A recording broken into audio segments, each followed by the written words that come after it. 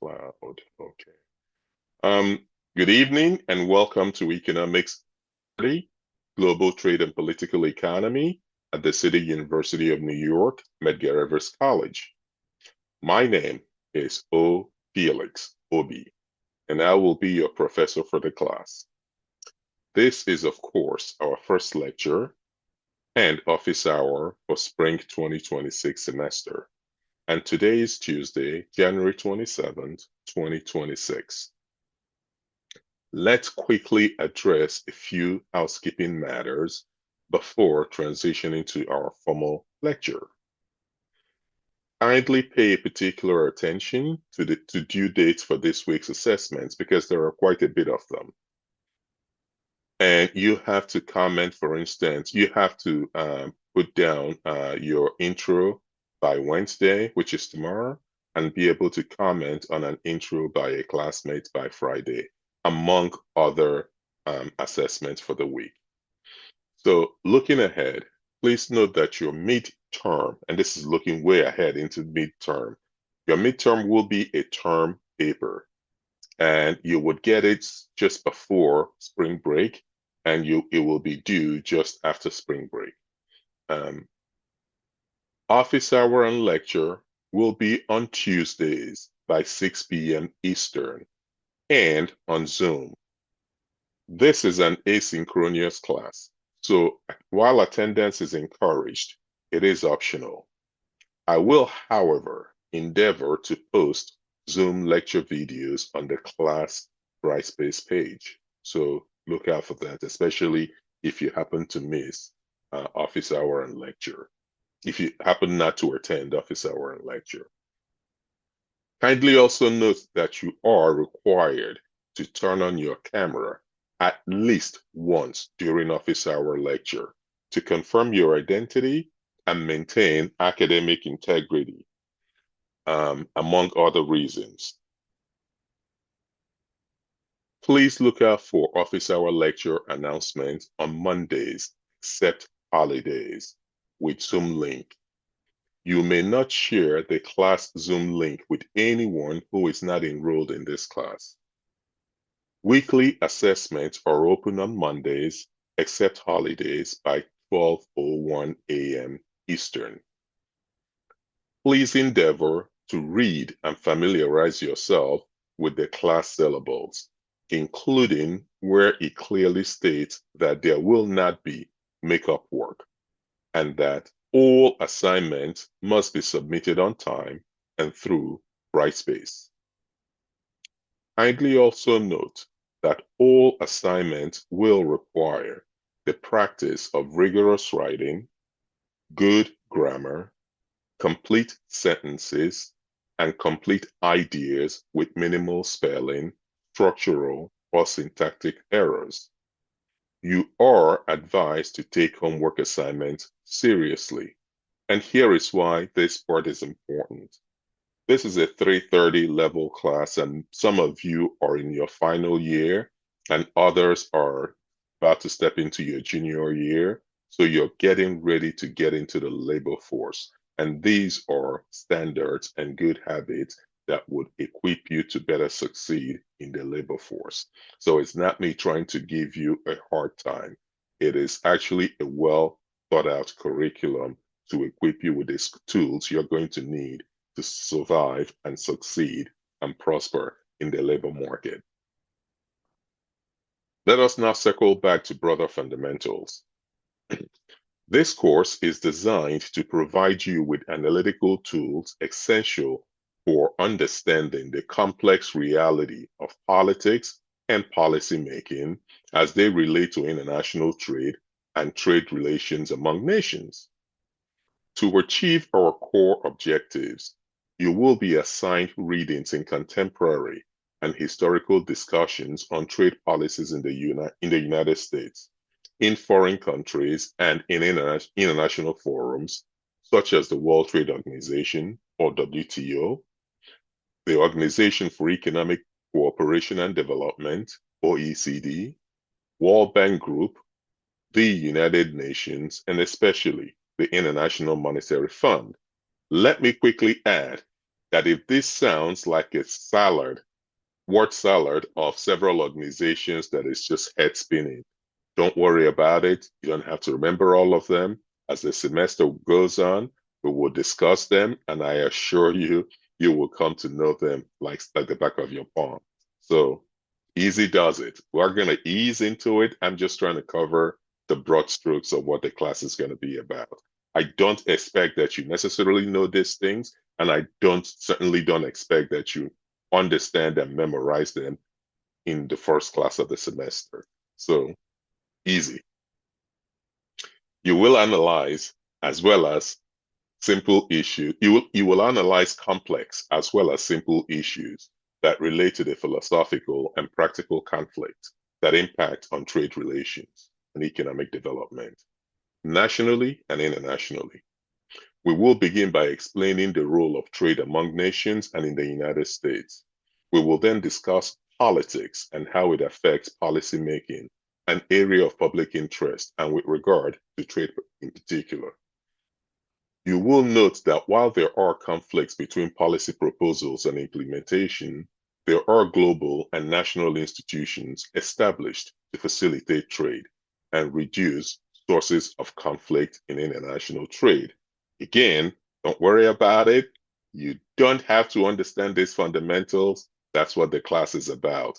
And I assure you, the class will not be as abstract as it may come off now. If it's not coming off as abstract, then that's even better. But I try to relate the class to current events that you hear in the news or that you hear folks talking about at your job, with your friends, or in the train, or wherever you congregate in the coffee shops. To understand the conflicts better, we will also lay some foundation in political theory as they relate to international trade relations and domestic conflicts regarding trade.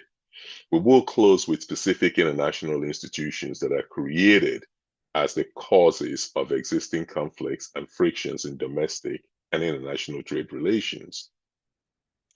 We will conclude the semester by discussing possible recommendations for solutions to present and potential future sources of conflict. It is helpful to note that we will achieve our course objectives by mastering the learning objectives for each module.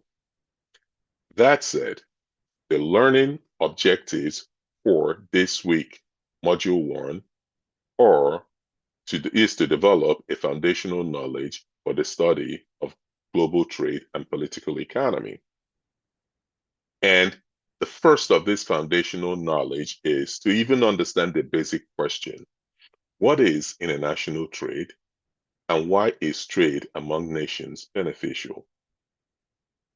International trade is the purchase and sale of goods and services by companies or consumers in different countries. This may include consumer goods, raw materials, food, and machinery, which are bought and sold in the international marketplace. Trade among nations is beneficial because the commerce allows countries to expand markets and access goods and services that otherwise may not have been available domestically. As a result of international trade, the market is more competitive. This competitiveness ultimately results in a more competitive pricing and thus brings cheaper products to consumers. Some countries engage in international trade by treating imported goods the same as those produced domestically. How does the US economy benefit from international trade and investment? That's the learning objective number 2. According to the Executive Office of the United States President, Office of the Trade Representative, the United States is the world's largest economy and the largest exporter and importer of goods and services. International trade is critical to America's prosperity, fueling economic growth, supporting good jobs at home, raising living standards, and helping Americans provide for their families with affordable goods and services.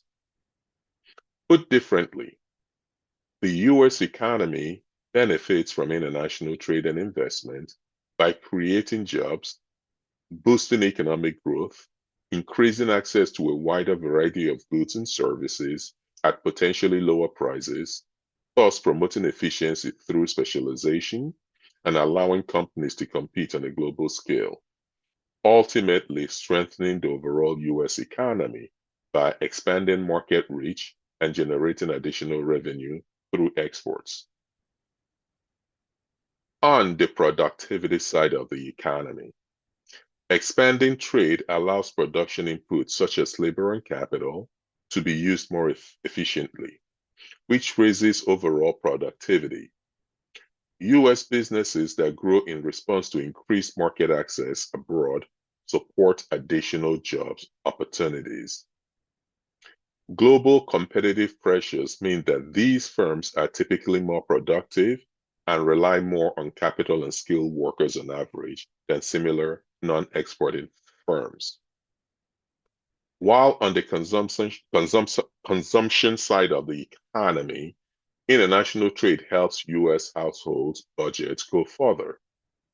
Because our trading partners also specialize in the goods and services, and given inherent competitive advantages, the price of those goods and services in the United States are lower than if they were produced domestically.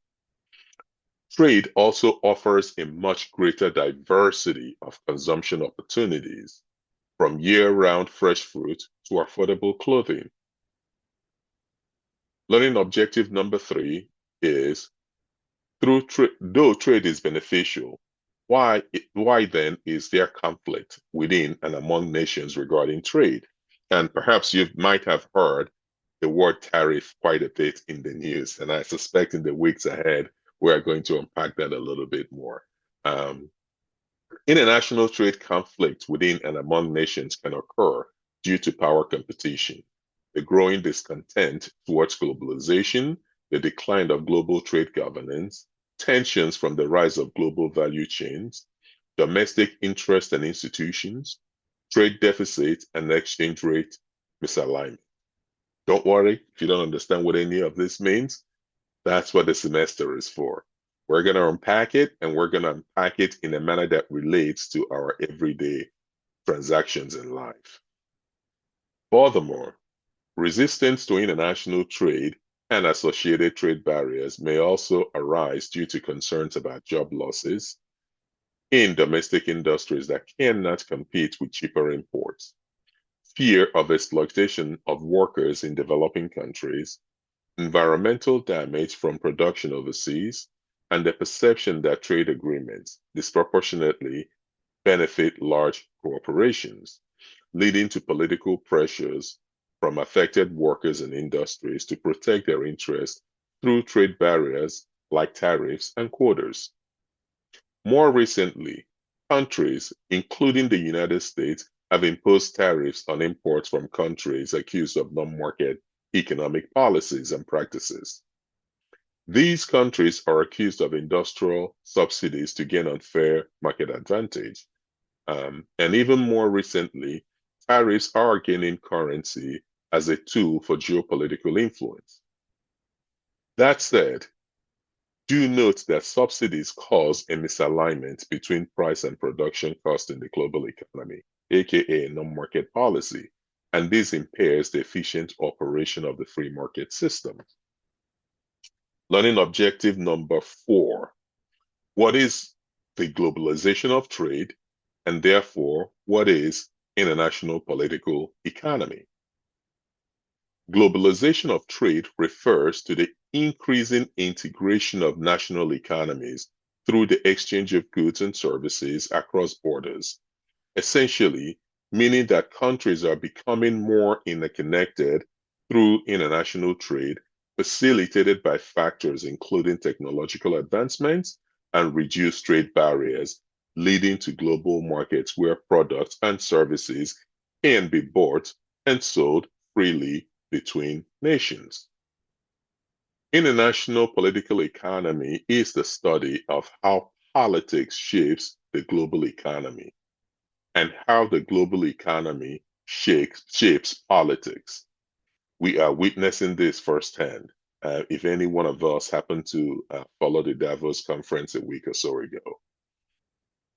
A key focus in international political economy, or IPE, as you will soon learn that is also called, is on the distributive consequence of global economic exchange.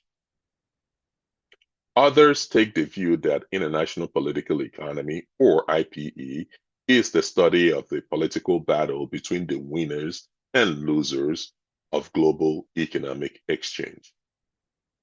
And here is the fifth, and I think last learning objective for this week.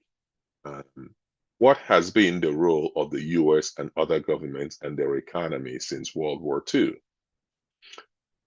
Especially post-World War II, the United States has led the establishment of a rules-based international system, including the global institutions such as the World Bank Group, the International Monetary Fund, or IMF, which we are going to cover significantly in this class, the World Trade Organization, or WTO, which really needs to be strengthened, and the United Nations, or UN, among others, that undergird the rules-based international order. It is also fair to acknowledge that the rules-based international system is under strain, given the seeming emergence of great power competition. We would further unpack this emerging trend throughout the semester. Okay, there is another learning objective. What developments have taken place over time to facilitate world trade and to remove impediments to trade imposed since the World War II? Several developments and agreements in particular have taken place to facilitate world trade, including the establishment of international and regional trade finance and trade regulators, including regional trade agreements, such as the USMCA, otherwise known as the US, Mexico, and Canada Free Trade Agreement, the European Union, otherwise known as the EU, and CARICOM, which of course is the Caribbean Community Economic Group. And this is among other agreements and institutions. Of course, there is ASEAN in Asia, and there is AFTA in Africa, among others. These are some of the foundational frameworks that inform this week's learning activity. Let me conclude the formal part of the lecture by reminding the class that next week we will discuss why barriers to trade exist. Rather than focus on the types of barriers that exist, we will instead focus our attention on how different constituencies nationally and internationally attempt to limit trade, even as there is broad agreement that trade is beneficial.